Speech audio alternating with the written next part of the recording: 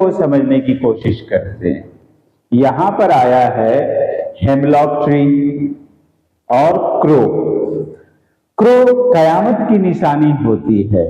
Crow को अशुभ के तौर पे देखा जाता है, अपशगुन के तौर पे देखा जाता है, उसे नीच माना जाता है।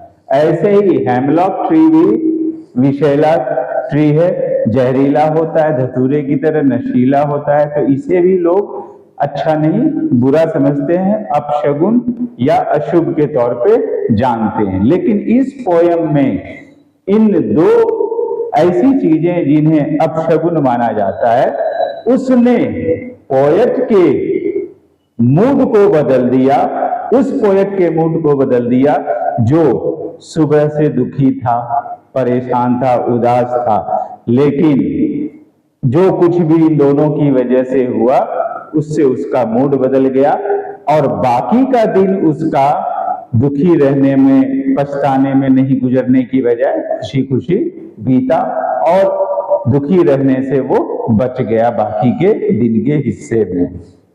The way a crow shook down on me the dust of snow from a hemlock tree।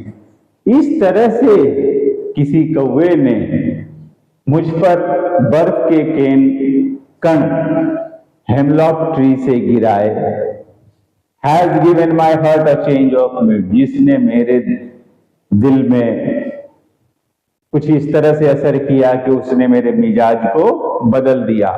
And saved some part of a day I had ruined, और इस तरह से मेरे दिन का बाकी का हिस्सा उदासी में, दुख में बीतने से, पछताने से बच गया। यहां पर इस पोयम से साफ साफ यही समझ में आ रहा है, पोएट है, सुबह से उदास था, पछतावे में था, वो दुखी होकर एक पेड़ के नीचे जाके यूं ही खड़ा हो गया। उसी पेड़ पर एक कौवा उड़ता हुआ आया और आकर बैठा। उसके बैठने की वजह से उसके ब्रांच हिले और उसके हिलने की वजह से उसके जो लीव्स पे जो स्नो थे, उनके पार्टिकल्स वहां से झड़कर उसके शरीर पे गिरे। वो कुछ इस तरह से गिरे कि वो जो उदासी इसके अंदर थी, उदासी भरा हुआ जो उसका मन था, अचानक प्रफुल्लित हो गया और वो अंदर से, दिल से खुश हो गया और इस तरह से बाकी के दिन का हिस्सा उसका दुखी रहने से बच गया। यहां पर दुख को दूर करने के लिए जिन चीजों का यूज किया